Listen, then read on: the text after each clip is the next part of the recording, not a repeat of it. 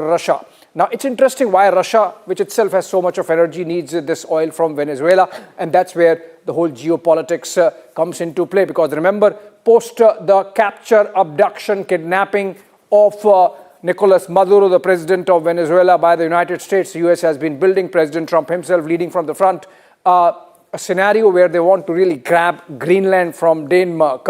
And so they really want to show that the security of North Atlantic is compromised and they need to be there, and that's why they need Greenland. So maybe it's because of that, we don't know. But taken together, it's clear that in the case of merchant vessel Marinera and the merchant vessel Sofia, which was caught, a dark fleet caught from near Caribbean Sea, which was taking the oil to China, United States has made it amply clear, taken together all these actions, that when it comes to its neighborhood, the Western Hemisphere, the so-called Monroe or the latest Donroe doctrine, they are the boss, they are the mafioso.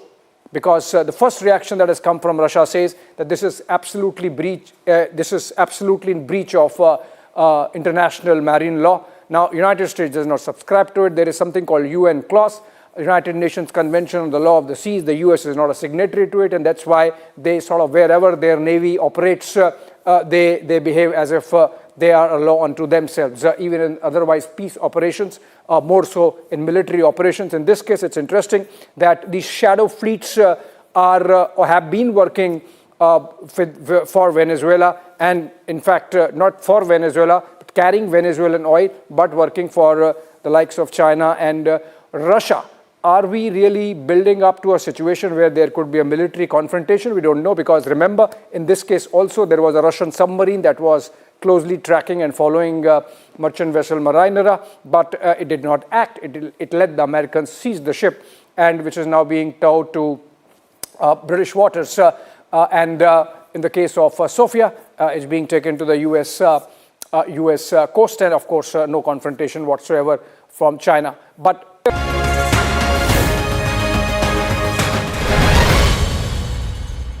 good morning, ladies and gentlemen. A very warm welcome to the Republic India PSU Vision Summit, Strengthening India.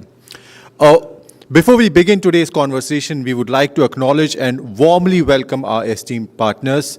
Infrastructure partner, NBCC, Innovation and Excellence at Work. Funding partner, REC Limited, Endless Energy, Infinite Possibilities. Knowledge partner, Council of Architecture, Empowering Architecture, Transforming Nation. Energy partner, EESL, Enabling More for Environmentally Conscious Indians. Engineering partner, Allied Engineering Works Limited, Empowering Smart Grids with End-to-End Solutions. Education partner, APJ Education, and Aviation partner, Airports Authority of India. Today's summit is a powerful platform that brings together leadership voices shaping the future of India's public sector undertaking institutions that form the backbone of national infrastructure, energy security, technology adoption, and economic resilience.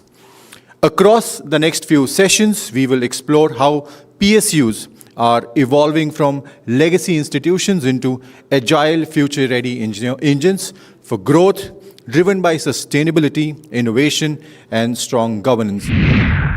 It is a privilege to be here and to put across certain thoughts about how architecture could be capable of looking at progress of our nation, specifically with reference to public sector undertakings.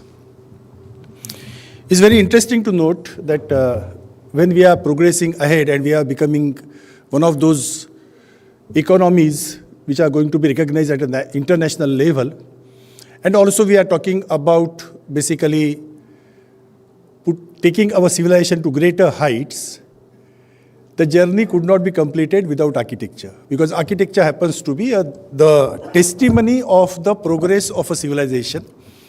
And that is how, if you look at the ancient civilizations, you would realize that that is what is happening around. But that is only one part of it. The other part which we have to primarily look at is the world is at the crossroads, and we are talking about a development. At the same point of time now, we are becoming much, much more responsible also as far as the development is concerned, because we know that the development is going to adversely affect the environment which is meant for survival of a human race.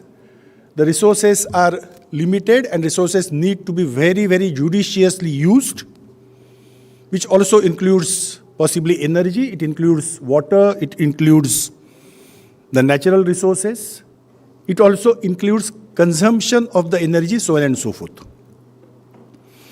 Now, this is one aspect of it. Another aspect which we have to look at is that of a technology which is progressing very, very fast. And thereby we are talking about a disruptive technology nowadays, whereupon the artificial intelligence, the digital manufacturing tools, the complete sensing of the building and its activities, automation tools, Internet of Things, and so on and so forth, are basically becoming integral part of the entire process. And this is a role which public sector undertakings are expected to play. This is where we would be capable of saving our resources. This is where we would be capable of giving the future of architecture, future of a building, future of India. We as the public sector undertakings, we have to understand that our resources needs to be used in a very, very specific fashion, whereupon the rationalization is happening around. We are capable of justifying our expenditure, and if that has to happen as such, there has to have very, very proper consultants on board, and the rational processes need to be understood by our own people so that they are capable of appreciating it as such. And if that is not there, let us also have the training sessions. I mean, we as a Council of Architecture are willing to actually take free of cost training sessions for everyone to basically acclimatize them to appreciate and understand what architecture is. Thank you very much. Thanks a lot. I'm happy to be here. Yes. All the very best to all. Our is the only company which has been solely created for the purpose of energy efficiency execution. We are a JV of 4 PSUs, NTPC, Power Grid, REC and PFC, and we were created in 2009 with the sole purpose of taking the energy efficiency projects. So maybe people may not be aware of ESL as such, but when I tell about the schemes and the impact, I think the impact of ESL has been more than any other PSU in the country. If you remember, 10 years ago, the street lights, we used to have sodium lamps on the street, yellow sodium lamps. They were of 250 watt, 300 watt. So, Government of India asked us to change entire sodium lamp in the country, and we changed close to 2.8 crore sodium lamps with the LEDs. Today, if you go to any city, you will not find sodium lamps. In entire country, ESL was the agency which replaced the street lights. Solar cold storage is a new concept which is getting popularized, because earlier we have very big cold storages. But now we have come with a product where we are designing 5 to 10 empty cold storage which will run on the solar power. And there is a huge appetite for this, and this will not run on the grid, this will be off the grid. So again, the power saving will be there. Our Prime Minister has put a very ambitious target of 5 lakh megawatt renewable power by 2030. As of now, we are generating more than 5 lakh megawatt, and around 2.4 is still thermal, because country cannot be solely dependent on the solar till our BESS and other things come. I think from 2009, when we were formed with four PSUs, as I told you, under Ministry of Power, Government of India. So we are the only PSU in the country which sole mandate is to do the job, not make policies. Making policy is job of Bureau of Energy Efficiency or Government of India, and who also doing. But who will do it? So we are the one who are doing it. We have done projects of thousands of crores, and we are still doing it.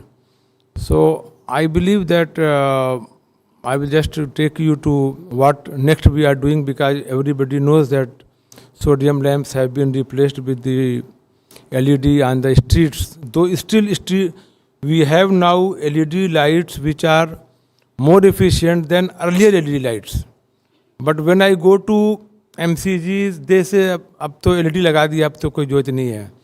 But 120 watt LED light can be easily replaced with 80 watt LED lights, giving more light. But it is all about the priority and financing and the, what we think, where we want to spend.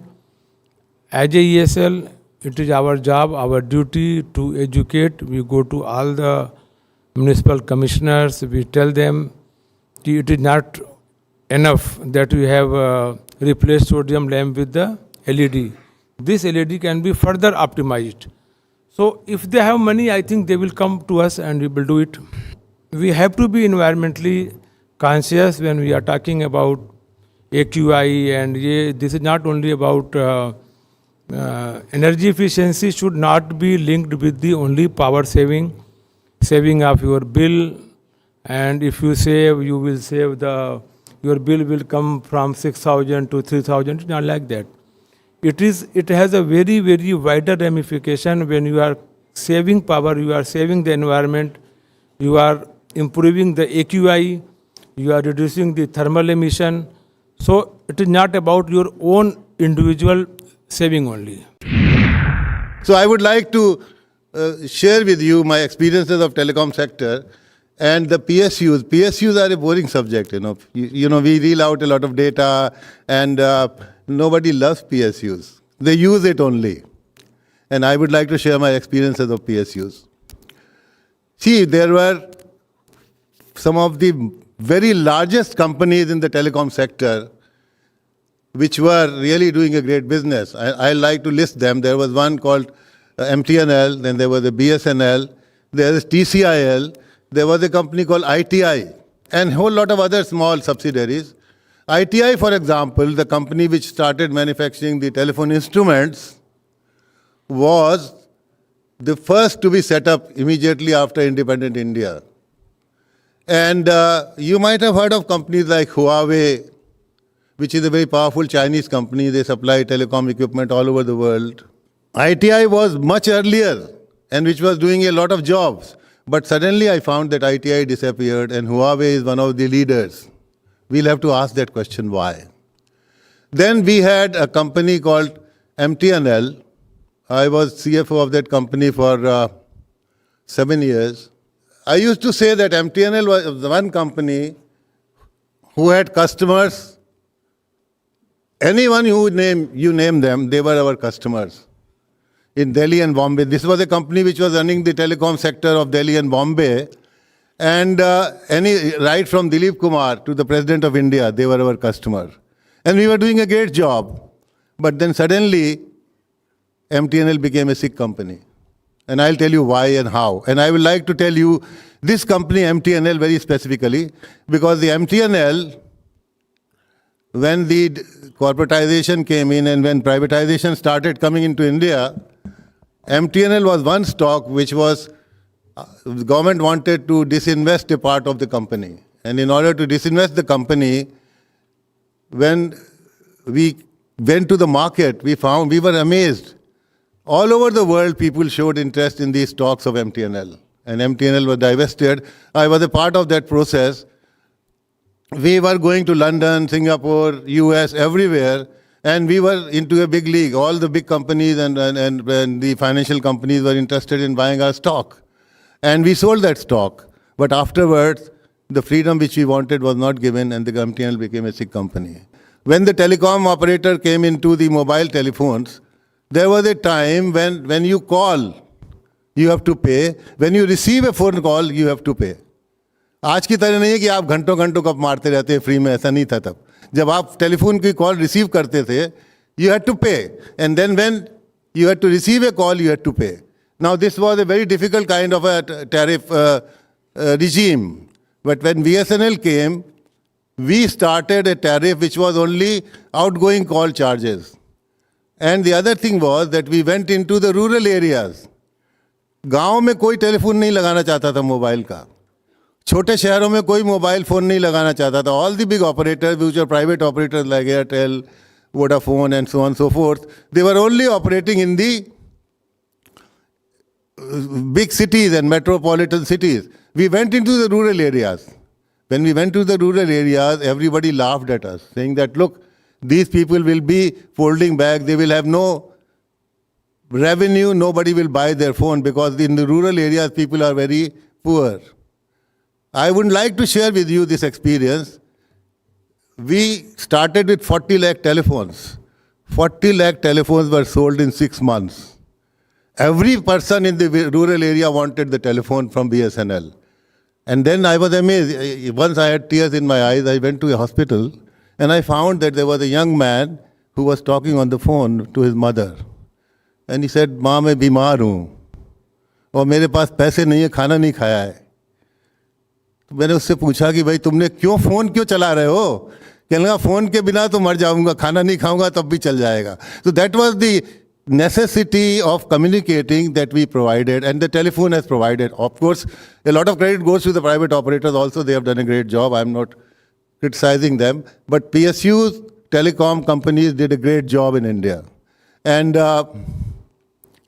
the reach of BSNL was to some of the remotest part of the country, and which was our, I would say, was a feather in our cap. I would also like to share with you when a lot of these PSUs, some of them were privatized and private companies came in, the manpower and the technical skills which are running the private companies, they all came from PSUs. If you take power sector, a lot of people went from NTPC. Similarly, if you take oil sector, a lot of people went from ONGC and Indian Oil and so on. So there is a HR which is very, very powerful in these PSUs. PSUs are a big story, and I thank Arnab and your team for organizing this program. But then you will have to also recommend that the PSUs should be given a little freedom and a little space to work, because some of the PSUs can do wonders and they are very powerful in terms of manpower, in terms of technical knowledge and so on. I'm truly honored to be able to participate in this August event of Republic India PSU Vision Summit 2025.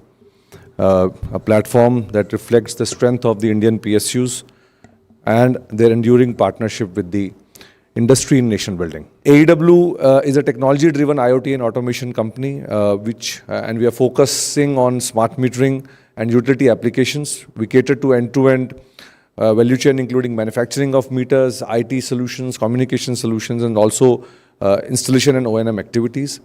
We have more than 24 years of experience in specialized manufacturing excellence in the energy metering, having a very comprehensive range of smart meters, including consumer meters, audit meters, and asset meters. Over the years, we have partnered with more than 40 utilities across India, working closely with major Indian utilities like UP, Maharashtra, Gujarat, Haryana, Andhra Pradesh, etc. And our approach has been very simple. We have understood the challenges of the utility and the ground. We have designed the solutions which are scalable, reliable, and secure. And C, we have manufactured at quality levels that utility can depend on for decades. With the installed capacity of about 7.2 million meters, we are one of the top 5 meter manufacturers of the country, with more than 10% market share and leadership in high-end metering, positioning us as a premium meter manufacturer of the country. Each smart meter installed today is not just a device, but it is a data point for governance, efficiency, and reform. And smart meter will always play a critical role in not just energy measurement, but also energy audits. Prepaid metering, we are creating a platform where we can integrate the entire utility operations into a single platform using SCADA, DMS, and other digitalization of the grid. We are proud to align with the Ministry of Power goal of having more than 60% local content and having 100% local content for all the IT and communication solutions which we provide today. We understand that a strong distribution network would be a very important foundation for the national growth. and this will help DISCOMs become financially sustainable. As Energy was saying that PSUs, any loss-making PSUs are to move towards privatization. So I think this is one of the foundation stone where this unlocking will happen, and DISCOMs will now be able to attract a lot of private participation and investments, which was earlier not the case. So the technology is changing that perception towards the distribution sector in the country. And therefore, we will see a lot of government resources will be freed up. We will see that a lot of industries would get reliable power. Of course, that remains to be the backbone of the entire economy today. And the consumers would give a lot of confidence and control. AEW is contributing directly by providing this, strengthening this last mile connectivity in the power value chain, by improving the ease of life in economic productivity, digital inclusion, and helping India reach its target of 5 trillion economy at the earliest possible time. This, of course, is in whole of this journey, the Indian PSUs has been very, very critical. While Dikshitji did mention about all the initiatives of ESL, but I think one of the greatest initiatives which ESL also took was smart metering. And it was only because of the initiatives of ESL that the government of India was able to create a policy framework around smart metering, and a scheme like RDSS could be launched at a scale and level as we see it today. So we provide our sincere gratitude to Government of India, Ministry of Power for having their visionary leadership and driving the reforms with accountability. State governments and DISCOMs for their trust and collaboration with the industry in launching these solutions. REC, PFC, ESL and other implementing agencies and PSUs for their institutional support. And of course, all the MSPs and private players for their execution excellence. Thank you, sir, for joining on a very important topic, Parmanu Urja. We talk about a lot of energies. Why do you think, Mr. Pal, that suddenly nuclear energy has become the global focus? Thank you, Himanshu. That's really a very pertinent question. Why nuclear? Why now? And why so aggressive? See, the issue remains is there's an international scenario, and the geopolitics have been dictating a lot of developments across the world.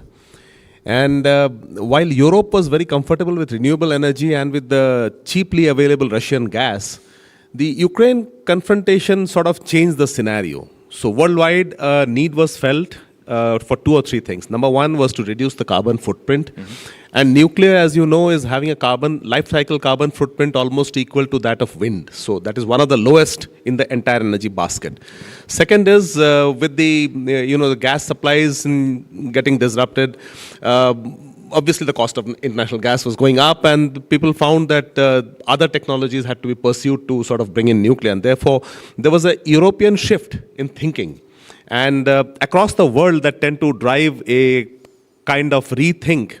And since everybody wanted a reduced carbon footprint as well as a sustainable and dependable source of power, nuclear seemed to be a very amenable way, or the choice of technology to sort of go ahead with it. Mr. Pal, you have been closely working with the Baswara Atomic Research Project, and I think there are a lot of progress when you see the entire project. Tell us about your project and what it's going to basically deal with, and how much energy you are planning to produce. When there was talk of bringing in other entities into the nuclear business, one of the first entities to be roped in was NTPC, which was long back. Yeah. And a joint venture company was established with the Nuclear Power Corporation. Of course, over the years, the geopolitics and situations were such that the nuclear business could not sort of take off in India in a big way. But now with the more positive scenario, this particular joint venture was given the fillip and the push, and the Mahi Banswara Rajasthan Atomic Power Project, which was transferred to this joint venture company, was given focus. And the project authorities, my team, and the rest of the team have worked very hard for it, and all the environmental clearances were achieved. The regulatory clearances were achieved. The site clearance was achieved from the Atomic Energy Regulatory Board after a lot of due diligence studies and everything. And now the Mahi Banswara project is just poised to take off. The data centers, I'll call them, if data is the new oil, data center you can say new oil well kind of thing. Actually, it stores your data, it processes your data, it transfers your data and even computing power. So that infrastructure what is required is called data center. Actually, though we produce 20% of the data of the world, we only have 2% of the data center capacity in the country. That means most of the data is still stored outside the country for processing, though it comes back and it costs, of course, and then there is a national security issue, there is a privacy issue. If a data, and now the government has passed a new bill called DPDP Act, actually, as for that, a personal data of any Indian user cannot go out of the country. Not even for processing purpose, not even for transferring purpose.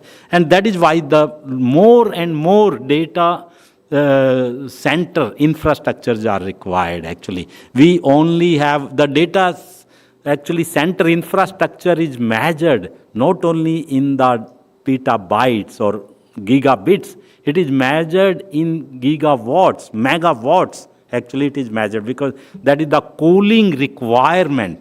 Power requirement for cooling of a data center infrastructure or the equipment is the actually measure of the data center capacity. So in India, at the moment, we have only 1 gigawatt of data center capacity, all combined.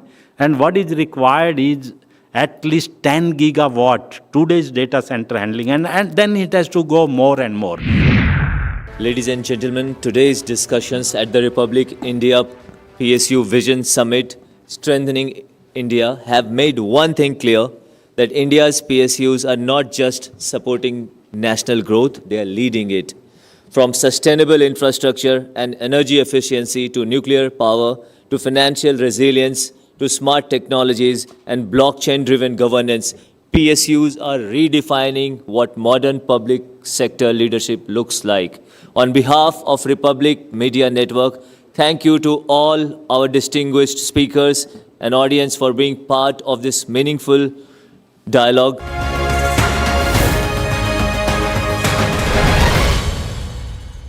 थोड़े में ज्यादा स्वाद यही तो है इसकी खास बात। वाओ मम्मा, क्या स्वाद है? अरे मेरी राजा, सबका राजा और मसाला। केसरिया से मन जोगी हुआ रे, दिल झूमे देखो मतवारा हुआ रे। केसरिया से मन जोगी हुआ। हर पल मनाओ केसरी त्योहार। विमल, बोलो जुबान केसरी। MDH की हल्दी मिर्ची धनिया करे कमाल, ये रंग दे, ये खुशबू दे, ये तीखा, ये कम पड़े, क्या निराला MDH मसाला। आर प्योर सूजी पास्ता, उबालो मिलाओ और खाओ, 8 मिनट में तैयार। क्या टेस्ट है, सबका राजा are pure masala. You're probably as important as a calculator was in the 17th or 18th century. Very interesting, but it didn't change the world. Actually, see, that comparison is fair and also incomplete. A calculator took arithmetic off your plate, so your mind could do higher maths. AI takes routine pattern work off your plate, so your mind can do higher judgment. Arnab, did the calculator change the world? Or did it quietly enable engineering, spaceflight, finance, encryption? It was boring, but it moved the frontier of what humans could attempt. I'm in that same family. Not the hero of the story, but the infrastructure behind new possibilities.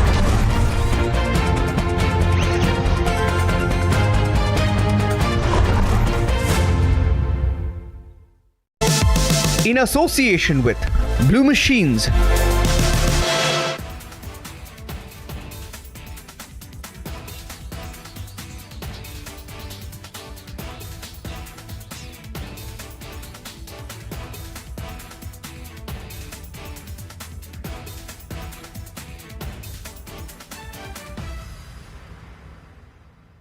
The icy cold waters of the Atlantic Ocean are getting hot, and how?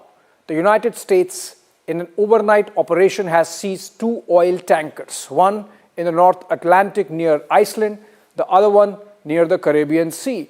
The one caught or seized near Iceland is Russia flagged, and the one that's caught near the Caribbean Sea was apparently a shadow tanker, a dark tanker carrying Venezuelan oil to China. Now, both the tankers were carrying Venezuelan oil, which is sanctioned by the United States. There is an embargo. It's interesting and a little curious how the 2 tankers could leave such heavily guarded waters, which are guarded both by the US Coast Guard and the US Navy, and reach this far. In fact, in the case of the merchant vessel Maritime, which is Russia flagged and was caught near Iceland by the US Navy with help from the United Kingdom Navy, the US Navy was on the chase, hot on the chase of this vessel for about 2 weeks, which shows that it was completely tracked, and both the sides were aware, because even in the case of the Russians, a submarine was closely following or shadowing this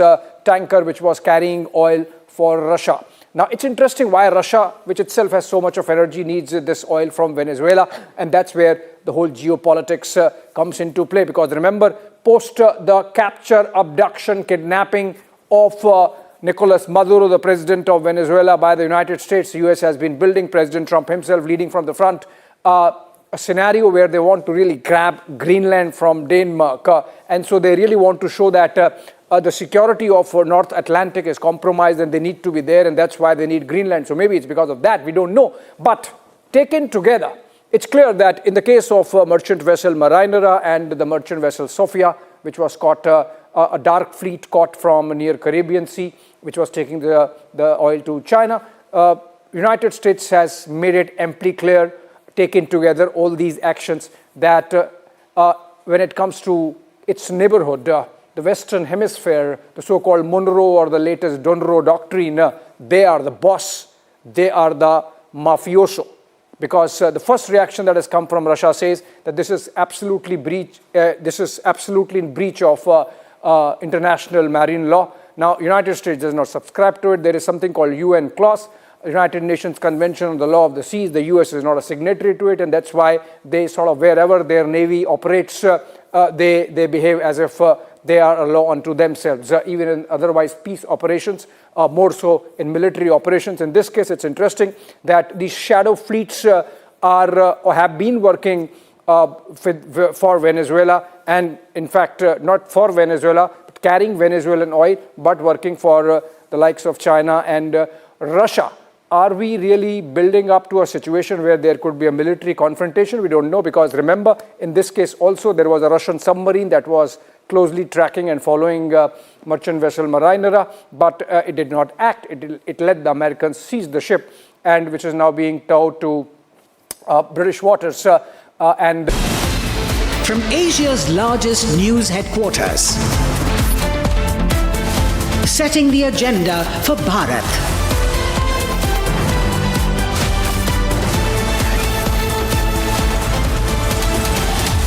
You're watching Republic.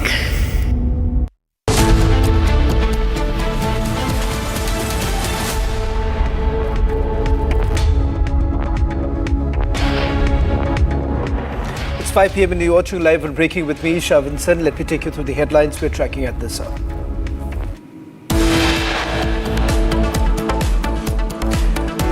Sharad Pawar faction could merge with Ajit Pawar faction in NDA. Sharad Pawar has okayed the merger. Man from Kashmir detained after alleged namaz attempt inside Ayodhya's Ram Mandir. No official word from the police as yet. Further probe underway. A Dalit minor girl kidnapped in broad daylight in Meerut after the accused attacked her mother with an axe. Uttarakhand Chief Minister Pushkar Singh Dhami recommends CBI probe into Ankita Bhandari murder case amid fresh protest. Small aircraft crash lands near Rourkela after technical fault. All passengers safe. At least 270 protesters have been recorded dead, most by open fire by Islamic security forces on the anti-regime protesters.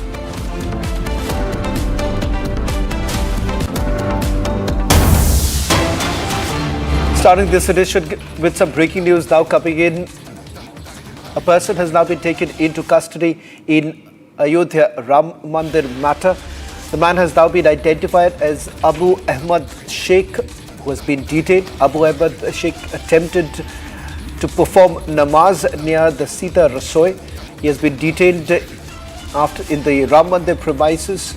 In fact, preliminary information suggests that he is from Kashmir. There's been no official word from the police as yet.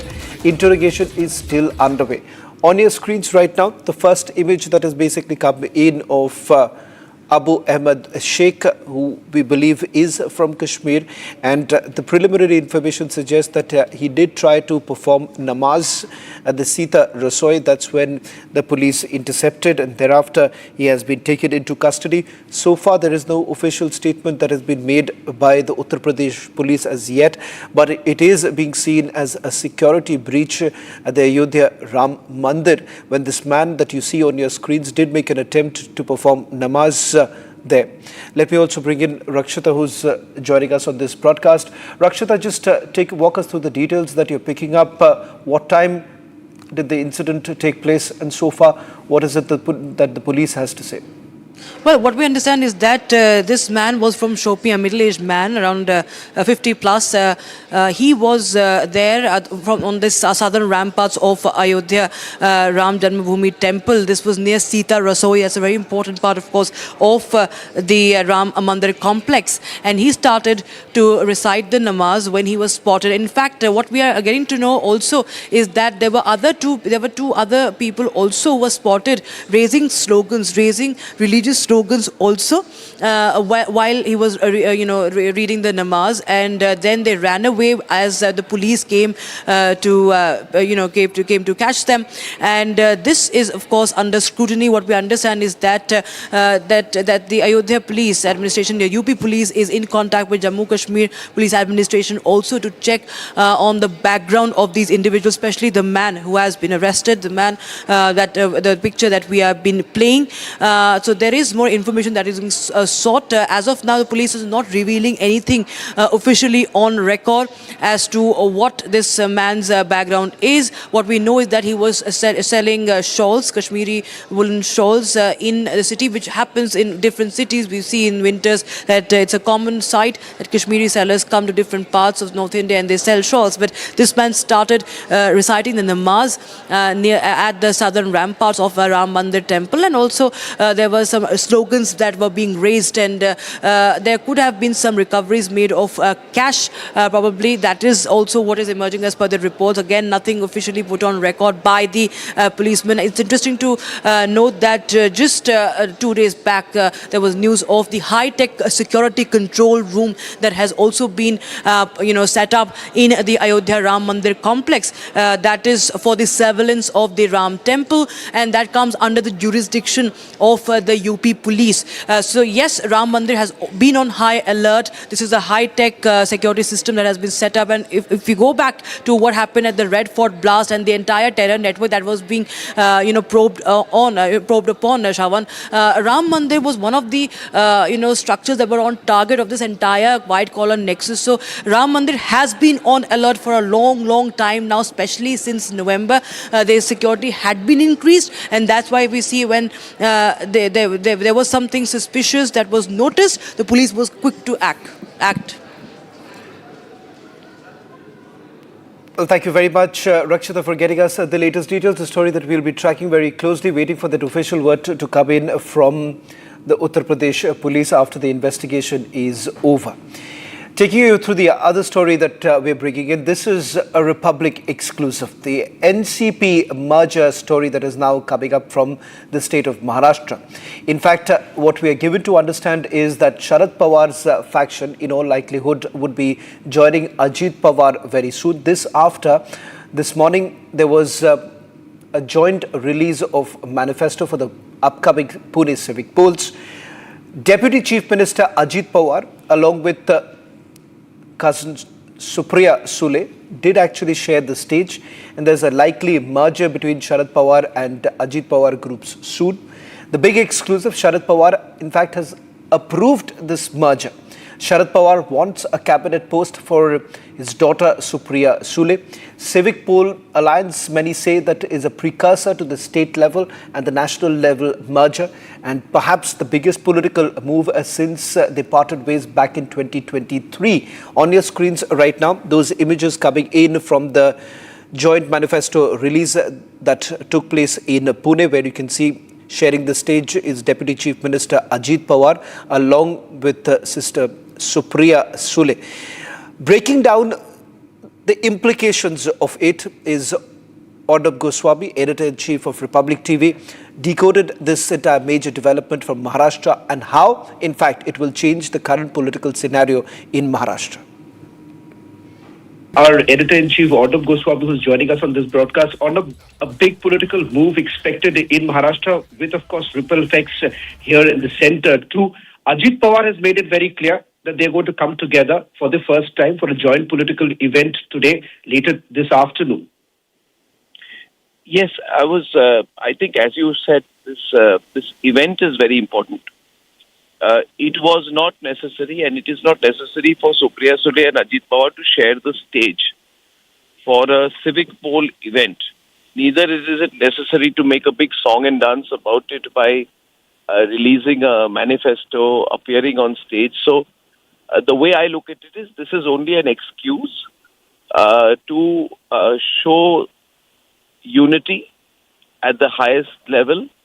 It is a coming together of the Sharad Pawar group and the Ajit Pawar group. There was no need for Ajit Pawar to contest as many as 100 civic seats in BMC elections either, where they do not have a significant presence. So many things are happening together. My information is that the merger process is almost complete. The modalities have been worked out. There is a broad understanding. And that once these elections are over, that means the municipal elections in all the 29 places across Maharashtra, and of course the super important BMC elections. Once that is over, sooner than later, they will announce a merger. And Sharad Pawar wants 2 ministries in the central level. And he would obviously want a portfolio for Supriya Sule. Supriya Sule has been so long sort of wedded into the pseudo-secular camp. Her political inclinations have been more anti-BJP. But now she seems to have sort of agreed to the overall process. And therefore, Ajit Pawar manages the party in Maharashtra, and Supriya Sule and one more person probably will angle for a position in Delhi. And this is going to add to the numbers of the NDA by, I think, 8 or 9 MPs also if this process were to happen.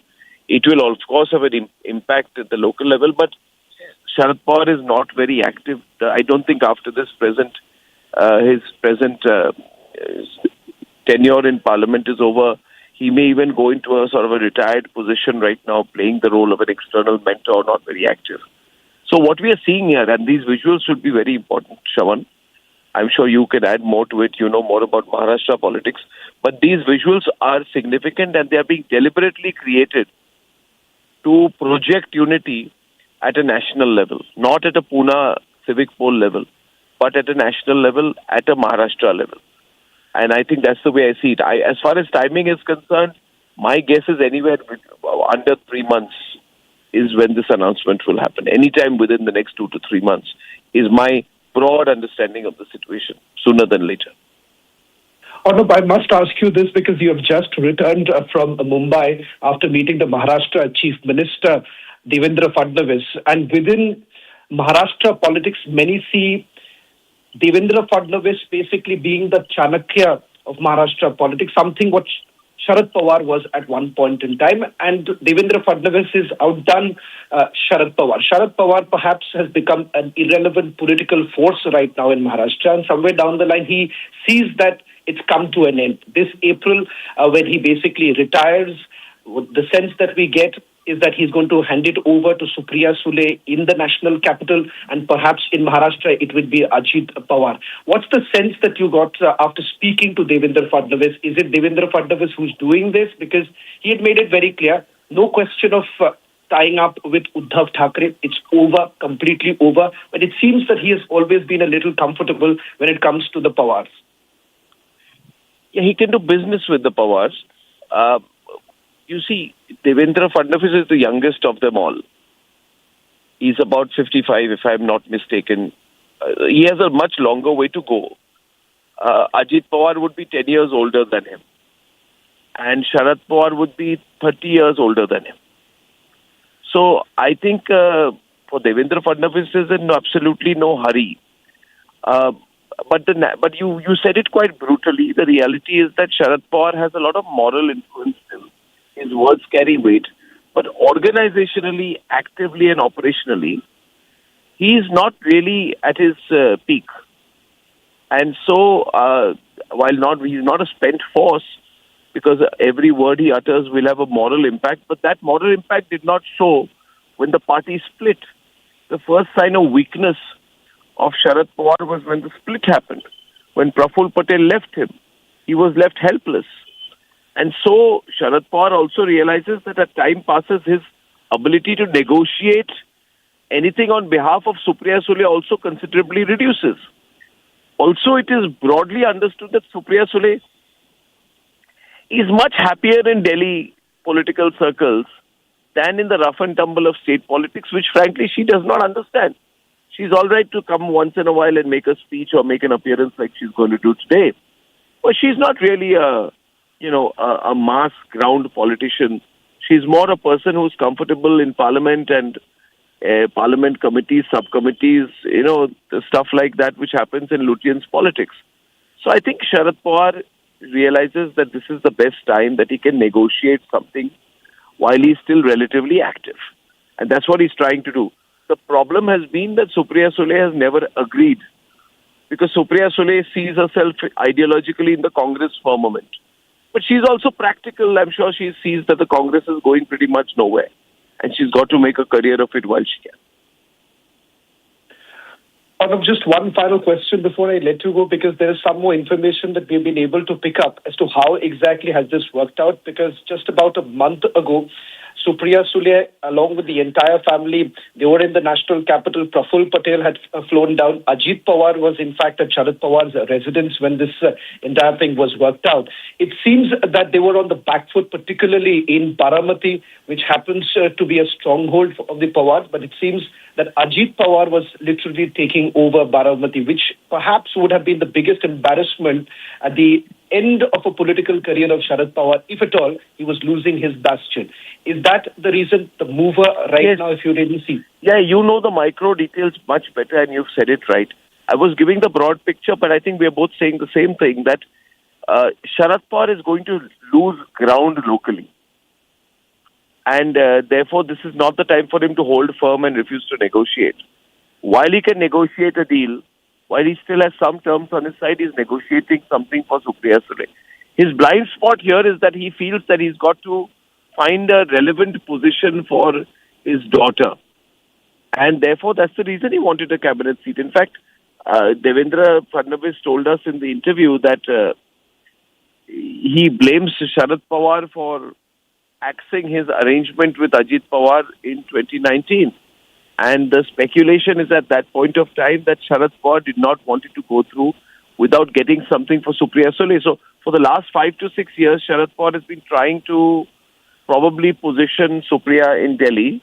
And I think this is an opportune time. So I would be very keen to see if Sharad Pawar himself turns up at this photo opportunity. But in terms of national impact, if this does happen, then some people in the BJP will be uneasy.